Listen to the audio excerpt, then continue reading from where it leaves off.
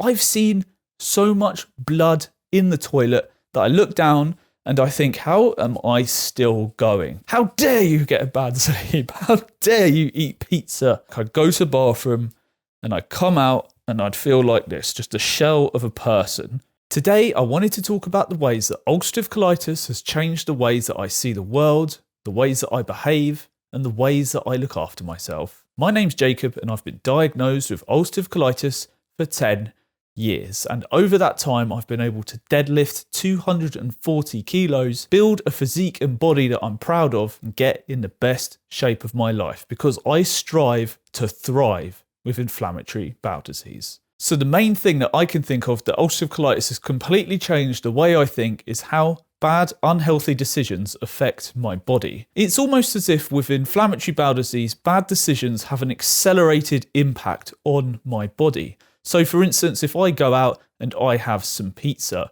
within about half an hour, I'll be curled up on the floor in pain. Whereas someone, let's say person A, that's me, I eat the pizza and I curl up on the floor in pain. And then person B eats pizza and they don't have inflammatory bowel disease. They might eat that pizza and there's no repercussions. And then they might continue to eat that pizza for years and years and see repercussions 30 years down the line. Whereas I see repercussions within about 30 minutes. And that goes for all sorts of foods. I feel the effects very quickly. It's almost like I would say I have breakfast. That might, expel from me very quickly later. Whereas a sort of person, let's say quote unquote, normal person would eat that breakfast, feel fine. They wouldn't have the pain, the signaling to them that this was a bad decision. So they continue to eat that food. I feel like I have a strong signal saying very quickly after I eat something, oh, you've eaten that? Have some pain, have some cramping, have a fast go, run to the toilet. So in that way, it can be a blessing because now I can feel the impact of bad foods and bad habits quick enough to teach me to not do it any longer. And that's where I feel like, like I said, it can be a blessing because a typical person might continue to eat bad foods, unhealthy habits, because there's no real short-term repercussions for them for their decisions. Whereas, they're so quick for me that it very quickly teaches me a lesson, don't do it. But then that can lead to a sort of regret. So let's say I eat something and I know it was quite processed or I know it's going to give me a stomachache. Even just say like a sausage roll. So that pastry and all that, I know there's a potential for me to have a stomachache later. And then I'll be lying there and regretting my decision, thinking, why did I let myself eat that sausage roll? Why did I slip up? So it does make you quite strict with your diet because, like I said, the ramifications are so fast and the turnaround for the feelings is quick. So that's the way it's helped me change my diet very quickly. So it's almost as if I find it easier to make good food decisions. It's very easy for me to be quite strict on myself with eating. So yes, I think it can be useful in that way. And that's how it's changed my perception of diet for the better. And as an extension of that, it's taught me good practices for self-care. Because if I don't eat right, like I said, it happens very quickly, I'll be in pain. But then if I don't exercise, I'll feel rubbish. If I don't sleep well, there's a chance that could spark a flare. So even with just sleep, a typical person might say they might have a bad sleep. Yes, they might feel groggy and grumpy for the day. But for me, especially before I was on infliximab, which is the current medication I'm on, a bad sleep might immediately show up as, oh, there's some blood in the toilet. That's how quickly it can affect me. So that way it made me prioritize, okay, I need to get the best sleep possible. But then again, it would cause this stress where I'm like, now I really need to focus on my sleep so much. And if I'm lying there not getting sleep, I'm getting stressed. So it can have a negative feedback loop in that way. And those are sort of further things we can talk about. But the main thing is just like those quick repercussions. But it has taught me better practices for self-care. Because like I said, if I don't, I'm very quickly, the teacher will snap out that ruler and hit me with that. Hit me in the arse. How dare you get a bad sleep? How dare you eat pizza? Have some pain and blood. It's like that. It's quite graphic. So imagine that. The teacher is spanking my butt for breaking the rules. Why aren't you a healthy boy? That's just how it is. So in another way, it's also taught me how resilient the human body can be. I've seen so much blood in the toilet that I look down and I think, how am I still going? Because it looks like someone's just poured red food colouring dye into the toilet. And I'm thinking, how can I go through this multiple times a day on a daily basis and I'm still functioning? The body is quite resilient. Yes, so my specialist told me, she was like, the amount of blood that you're seeing in the bathroom is a lot less than you think. And yes, you are bleeding on a daily basis, but you're not going to die from this. You will still be with us tomorrow. And she was right, I'm still here. Let's touch wood on that. Touch wood, I'm still here. So the body's more resilient than you think. So if you are deep in flare right now, you're watching this and you are currently bleeding frequently in the bathroom, you will be okay. You'll still be here. You're not going to die from blood loss. Just keep feeding your body the nutrients it needs, like the electrolytes, the proteins, and you'll still be here. And you've got time to figure out that medication that works for you. So there is time. The body is resilient. It's for a typical person who they've got fat from eating for years, there's time to reverse that. There's always time to lose weight. You can do it. There's always time to go to the gym and build some muscle for a better tomorrow. There's always time to sort your sleep out. Again, in the same way where I was terrified of seeing that blood in the toilet, I was terrified of lack of sleep. And I was getting that when I was on prednisolone, which is a corticosteroid commonly prescribed for inflammatory bowel disease. And I'd be lying there like, how have I not gone crazy? Because, I did go a bit crazy, but I've had such a bad lack of sleep that for so long, have I ruined my life?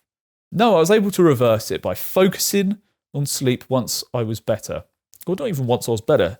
In that state, I took extreme measures to get the best sleep that I could.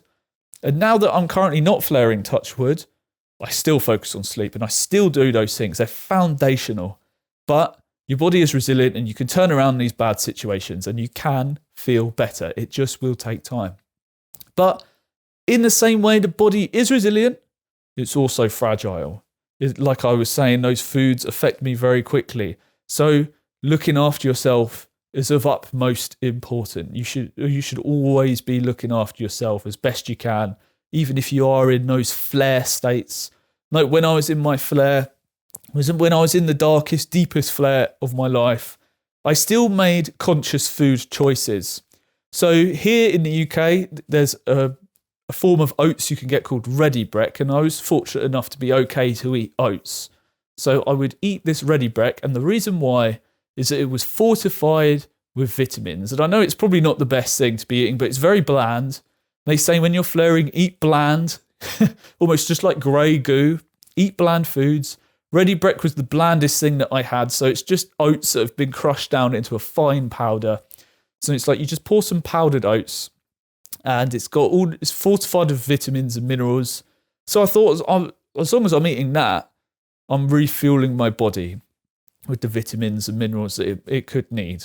And I doubled down on other vitamins. I take oral vitamins, supplements, just to make sure that I'm fueled. Because yes, the body is fragile, as well as being resilient, it's fragile. If you let your resources deplete, like your electrolytes, you're going to start cramping everywhere and feeling awful. That's one thing. If you're watching this and you don't take electrolytes and you are flaring, get some electrolytes now. Just save yourself the pain and the hassle, because you go into the bathroom, upwards of 20 times a day, even more. You're going to be dehydrated. You might not even know it. And it's not just water. This is very important. Hydration isn't just water. It's salt, potassium, magnesium, and zinc. Salt and potassium being the most important. But just refuel it. We still need to provide our body with the nutrients and the ability to rebuild the damage that is being caused by our bodies. So just make sure you're having your proteins, and those building blocks will help heal. Even if you're not coming out of your flare just yet, still try and get nutritious food into you, because it's going to help you feel just that little bit better. And if you are in a flare, I just want to say, my specialist said to me, it doesn't really matter what you eat at this point because it will pass through you quickly and it will feel horrible. And when I heard that, I was just like, okay, I guess I'll just eat. I still kept it bland, but I added some other foods in. Like I think I started having mashed potato, boiled chicken. I think I added some butter in just to have more calories. I was just like, make it more calorific because I need it. Because the food's just passing through me. So at a certain point, you might as well just give in and eat some more food because you need it. So a way that it's changed my attitude toward things is it's given me a stronger mind. Because when you're going through a flare, that's horrible. It's a horrible thing to go through. So it builds some resilience in your mind. You can get through these things. I've been through some hell. The way I describe it is it's like trauma. I would go to the bathroom. I don't want to say the word that I use, but it was like I was being abused in the bathroom. That's what it felt like. I'd go to the bathroom and I'd come out and I'd feel like this, just a shell of a person. And it felt like I'd been through trauma, physical trauma. But if I can get through that, then why can't I, as someone who's not flaring, touch wood, go through some hardships because I've been through something so terrible that my own body put me through? Well, I bloody well can get through it because this builds up resilience. You can get through tough times. You can make those decisions for the better, even if it causes a little bit of pain now. And it's always worth doing that because your future self will thank yourself. There's no point doing something that's going to harm you in the long run. Just make better decisions. And in more recent years, it's shown me that you should do the things that you want to do. Don't put them off.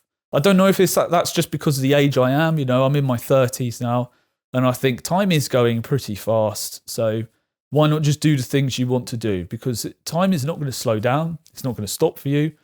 Continue to get older.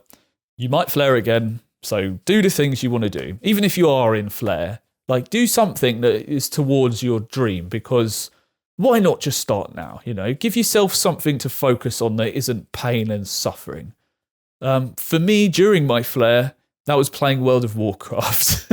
I think that was more of a I just don't want to be me. I will play World of Warcraft and progress my character. But right now, it's making YouTube videos. This is what I've wanted to do since I was 15. I've been on YouTube since 2007 and I've never given it a proper go. So now I've realized, why have I wasted so much time? Just do it. And I just want to say that to any of you watching. Just do something towards your real goals, your real dreams. You might as well. This flare, IBD sucks. Make it a bit more positive by working towards something, If you like making music, make music. Doesn't matter if you're bad at it first. Everyone sucks at things when they start. But if you keep going, you'll progress your skills. Whatever it is, drawing, making music, making YouTube videos, working towards a career, learning new skills.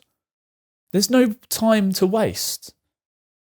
We already spend so much time being fatigued, in pain, lying down, suffering, going to hospital, taking meds, going to get new meds, consultations, worrying about tomorrow, wanting to get help, seeking for answers. So that needs to just be put aside for a bit while you focus on yourself. Focus on things you want to do. It doesn't matter what it is. Do it. There's no time to waste. And another way that it's changed my behaviours is I just don't really do much social stuff now. I don't know if that's just me being I like to isolate myself. But these days, I just sort of isolate myself and I do my thing. I make YouTube videos. And I've always sort of been like that. But since, having inflammatory bowel disease, even more so. Because before, this was when I was in my early 20s, even teens. Everyone would go out drinking. The social thing is to go meet up at a pub or something, go and drink, or people meet up and get high or whatever it is. And just as the pain and suffering increased, I just withdrew from that. And now as a 31-year-old, 32 this year, I just don't want to partake in it at all, because all I really want to do is make myself the healthiest, best version of myself and work towards the things I want to do. So it has changed my behaviour in that way.